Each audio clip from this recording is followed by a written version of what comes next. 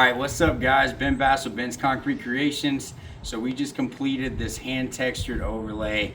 This thing came out freaking sweet, man. I cannot wait to show you guys this, and more so we're going to show you how to do this. So take a walk with us through here, check this thing out, and stay tuned to learn. This was all broom finished concrete that was just, the surface was worn off. It was all sandy, had a lot of crack repair we had to do, had a lot of stuff that needed to be fixed, some height differences up under here. This was all cobblestone stamped concrete that we ground down, and we put a self-leveler over it, and it's got some mud tracked on there from them moving furniture back, but you guys get the idea, from cobblestone stamped concrete to that. Once again, this is all hand textured, taped out designs, colored all the grout lines, matched all the PVC strips that were in here, colored our border, did a cool little separate rock right there just to make the border flow a little bit better. And we're working with some tough sunlight right now, but we just wanted you guys to check it out. So I think y'all get the idea. Stay tuned and we're gonna show you exactly how to do this. All right, so we are priming our old stamped concrete here. Once again, this material that we're using, it says you do not have to prime, you just have to dampen the surface. I prefer priming. It's kind of hard to explain what this stuff is, but think of it like watered down Elmer's glue. So it's kind of like a glue, and it also seals off the surface, because what happens in my experience is even though you have a damp surface, when you put your material down, what happens is the cream, the nice buttery stuff you spread around, the moisture immediately gets sucked out of it. And so you end up with more sandy, grainy stuff towards the end of what you're spreading out. So this kind of helps the material not soak out. All right, we got these eye bolts that had to get cut out of here. And you can see, I know the shadow sucks, but basically Bub cut those out. And so now there's one on that side too over there. So now what we have is our Henry's feather patch, and this material here is 2 parts powder to 1 part water. And we've used this in a previous video. Cody Dawkins showed me about this stuff, and it has been awesome. I've tried all kind of patch material. Dries in 15 minutes. It's made by Ardex.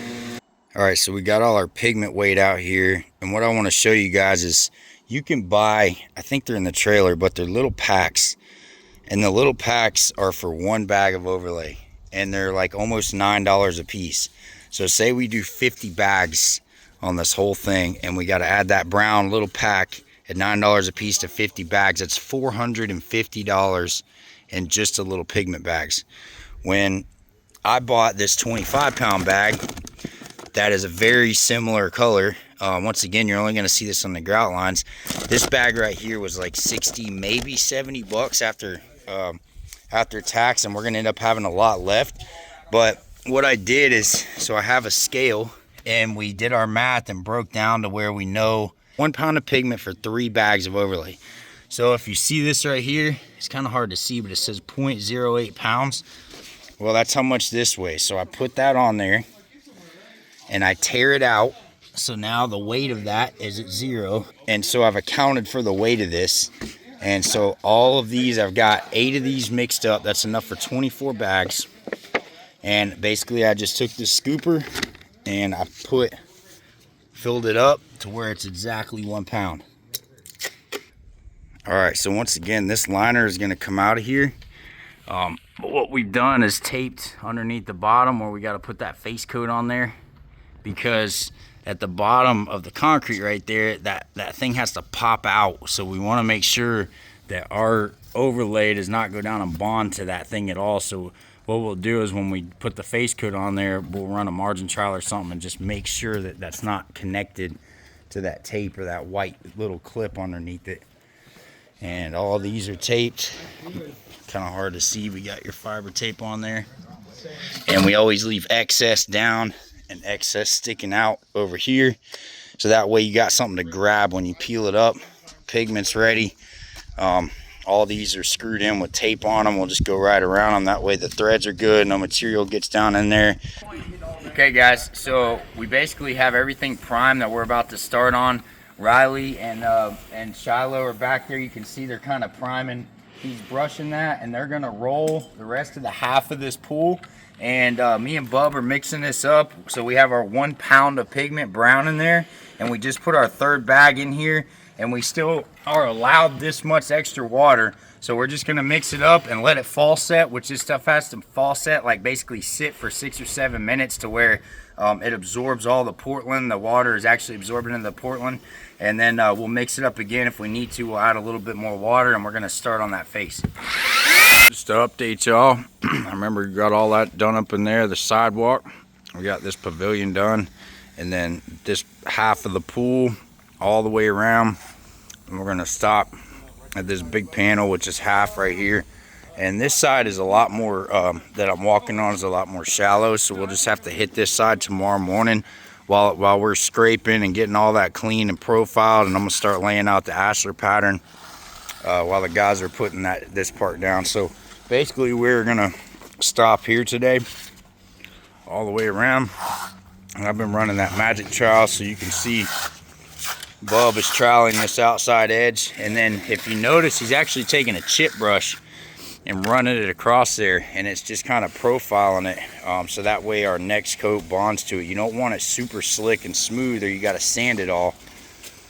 Alright, so we talked about doing a 1 foot border around the perimeters of that pool, and as you guys know, that pool goes and then it has that cantilevered edge that goes down. So what I'm doing is I'm making a jig, and we want a 1 foot border, right? So basically I'm gonna cut this right here, and I'm gonna cut it straight down, and the concrete, this will hook on the concrete. All right, so all I did here is, you notice this lines up with that white pop line. Even though it's real faint, got washed off, we'll re-pop those again. But basically I just hooked this here. I took my soapstone, I put at the end my 12-inch gauge, and I just followed it around, and I just basically kept this square and spun it around this radius to make that mark. Now from here, this is straight, so we'll just pop another line, but I need to make another mark here. So what I'm gonna do is just start here, and I'm gonna put my soapstone right in the end, this jig we made. I'm gonna hold this in, and I'm gonna try and keep it square as I curve around back to where we can pop another straight line. So you see right here how Bub is he's hugging this side of the white line, so that way you don't see it when we do our overlay and peel it up. And then he's just gonna curve right on around. So we used our jig to go to here, and then we just popped a straight line and used our jig to go to there, and we'll repop those lines there. And just to take you down a walkthrough, you see how they hug this side of the white lines, beautiful. Started laying out our big Ashlar pattern. So basically all we're doing, tape measure, soapstone, white chalk, and some framer squares. And so what you want to do is just keep from having any straight lines all the way across. You want to break your pattern up. All right, so we got our pattern laid out under this pavilion gazebo thing. And if you notice, we have a popped line right here down the middle. So what we did that for was because we wanted to line this up directly with the center of that fireplace, right in the center. So there's, if you notice, there's a tape line that will be a grout line right in the center. And on our borders, we mitered the corners like a stonemason would. And so you can kind of see how this pattern is taking shape now. Very random sizes, ashlars. This is an ashlar pattern, but it's basically squares and rectangles, and there's no repeating pattern in here. You want it to be very random. So you can see once we overlay this, and all these will have different textures on each stone. Then we'll peel the tape up, and it'll look killer, man, once we drop some color on here. But you can kind of see how that went and how it got laid out. You just got to move a speed square around, make some measurements, and pick a side of the chalk line to tape. It doesn't really matter. Over here they picked this side, you can see, and then over here they picked this side. As long as you pick one side and stick to it, it doesn't really matter. If it's shifted half an inch one way or another, it doesn't matter, as long as it stays square and straight. So that framing square right there is your friend on something like this, because I mean, this thing was not square, And so we had to basically use that to make our line square to look good. Okay guys, so this is probably the most critical part of this whole pool deck. Basically this is the entrance that goes from the entrance of the house walking out here through the sidewalk, and you want everything to be square with the pool. And if you guys remember earlier in the video, we started pulling this pattern off of this PVC just so the homeowners could see the shapes and make sure it was the right sizes. And this PVC strip here, which serves as an expansion joint, is not square with the pool. So luckily we caught that. And so what we did is we actually pulled a line off of the pool deck where the border is, and we popped this straight line all the way through to where Riley and Shiloh are taping. And so we know this line here is square with this edge of the pool. All right, Brittany has got our first 2 bags of mix going on here. Doing 2 bags at a time. Mixing it up, gotta let it fall set. We got our cart here to wheel it over, and got our border taped out. Once again, all these PVC dividing strips, we're using those as grout lines, and we're gonna have to spray paint those same color, very similar color to these grout lines here. So those are kind of given. You notice how this is turning and then turning again and then turning again. And I got this taped off where we're gonna stop today, and our goal is to get all that up in there textured and to come all the way out down through here, all the way down to where we stopped. Here's our shape we're trying to get. Here's the way our form looks now. And I'm just gonna take and rub this back and forth. And there you go, I like it. You can see it fits right on there nice. Same curve, goes all the way down to the bottom of the concrete. And done deal. That's pretty genius by Bub for coming up with that suggestion there. This dolphin tape, I've left it down for about a week and it peeled right up, but it sticks really good. So I don't know how that works, but it does. Anyways, what we're doing is, it's kind of tedious, but we are wrapping this thing around so that way when we rub the edge back and forth, it doesn't deteriorate the styrofoam. I just wanted to show how we're gonna do this face. Basically, poured a little bit out. I just took my hand, smeared it across there, and I left a little bit of body to it. And then I'm gonna take my coping tool here, try to slick that off the best I can. It's gonna be hard to do with one hand. I'm really gonna have to use both hands, but I think you guys will get the gist of it.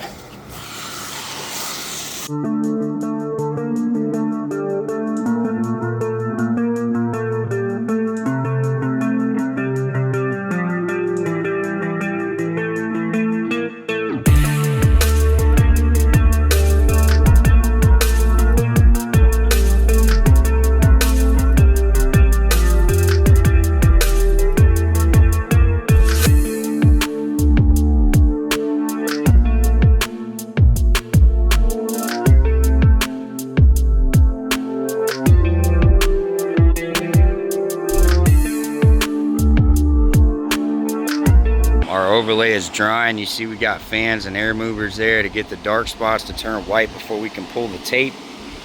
But when it turns white, you can't really see the texture too much, but you can see where our tape lines are, and you can see the gnarly texture, the variation between each stone and how they all look different.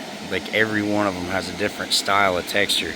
And what we did on this face is we left a little texture, but then I slicked it off when it got hard.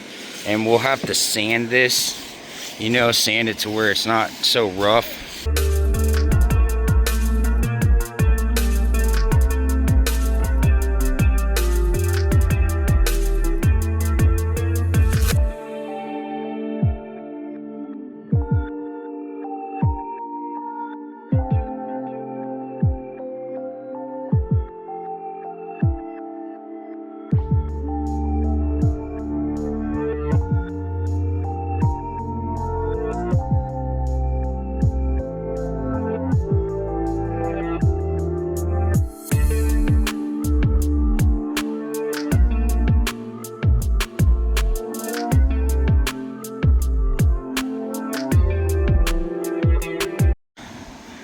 All right, it's Wednesday morning, so this is our starting our third day of putting down texture.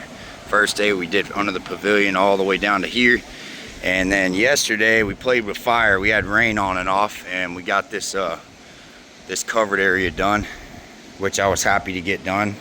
Turned out nice, wrapped around with borders.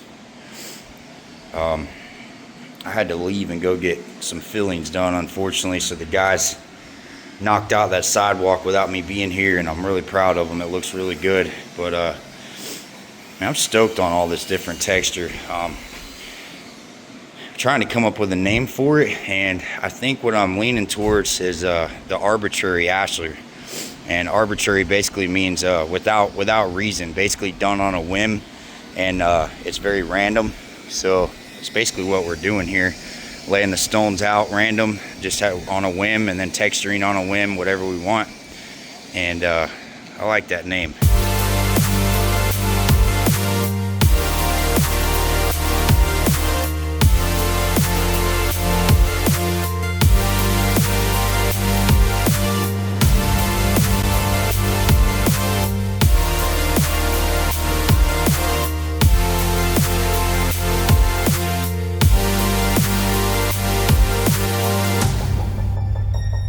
All right, Shiloh's mixing us up another batch up there.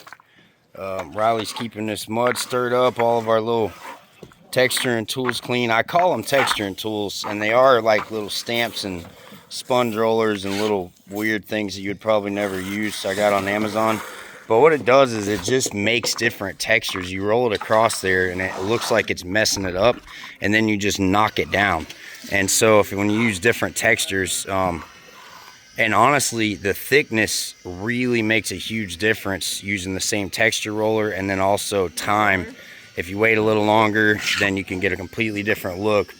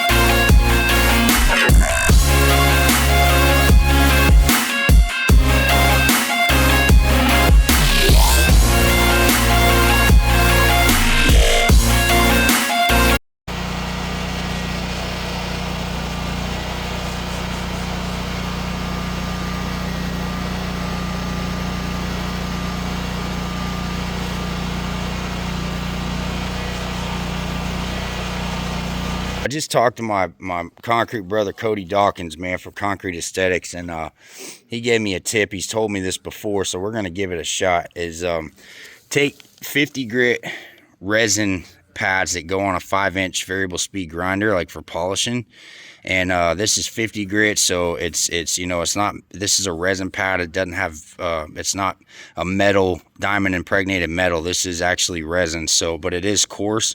And what he said to do is just to spray adhesive on there, and basically stand on it or put some weights on it on the back side and let it adhere good, and then stick it on the bottom of that. And he said those will last a long time. And you see the guys are running down through here, just pouring that super glue down, brushing it in. We're not going to let it completely dry on the surface, so probably finish this half and then rinse it off. They're doing the inside of the coping as well.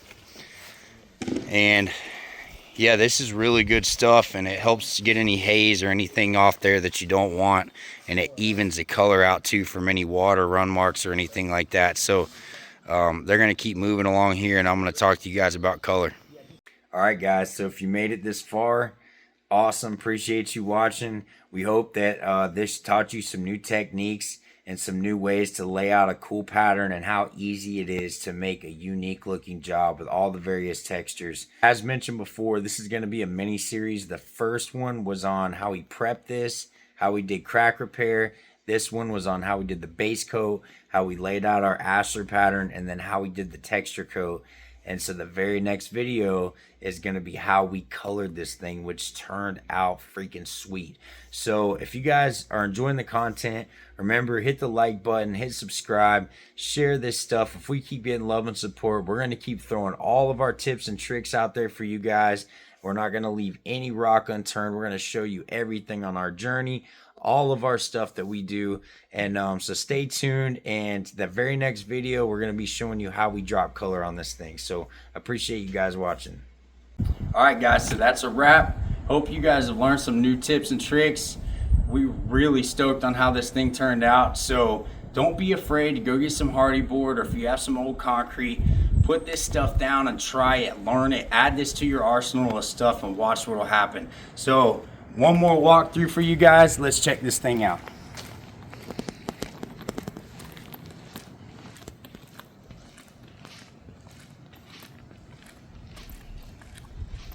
Colors came out sweet. This is really a cool tip and trick with all hand textured stuff to make these stones all look individual. And then most people use antiquing.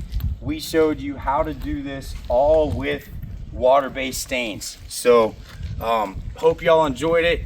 Stay tuned. We have a lot of other cool projects coming up, and we will catch you on the next one.